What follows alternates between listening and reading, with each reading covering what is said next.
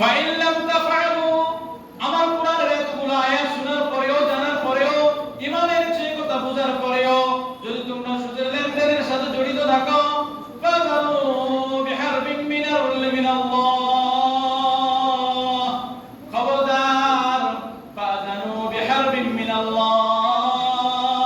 কোরআনের এতগুলো আয়াত সুদ সম্পর্কে জানছো, এরপরেও সুদের লেনদেনের সাথে এখনো জড়িত রয়েছো, তাহলে তুমি আল্লাহর সাথে যুদ্ধ ঘোষণা করেছো, ওয়া রাসূলিহি, আল্লাহর রাসূলের সাথে যুদ্ধ ঘোষণা করলা। মানে তুমি সুদের লেনদেন এখনো করতেছো, এতগুলো আয়াত জানার পরেও, আযাবের কথা জানার পরেও, তাহলে তুমি মনে রাখো আল্লাহর সাথে এবং রাসূলের সাথে যুদ্ধ নেমে গেছো। সুদ খাইলাম মানে কি করলাম? আল্লাহর সাথে যুদ্ধ করলাম। সুদ খাইলাম মানে কি করলাম? রাসূলের সাথে যুদ্ধ করলাম।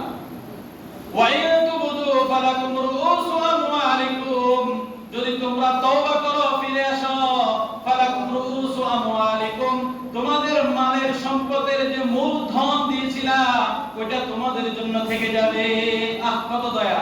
10 লাখ টাকা সুদে লাগাইছে, সুদটা বাদ দিয়ে দিছে, কাজটা করে ফেলছে, এবং আমার আসলটা দিয়ে দাও, এটা হচ্ছে ফালাকুম রুউসু আমওয়ালিকুম, মালের মূল সম্পদটা তুমি ফিরে পাইবা। লা তাযলিমু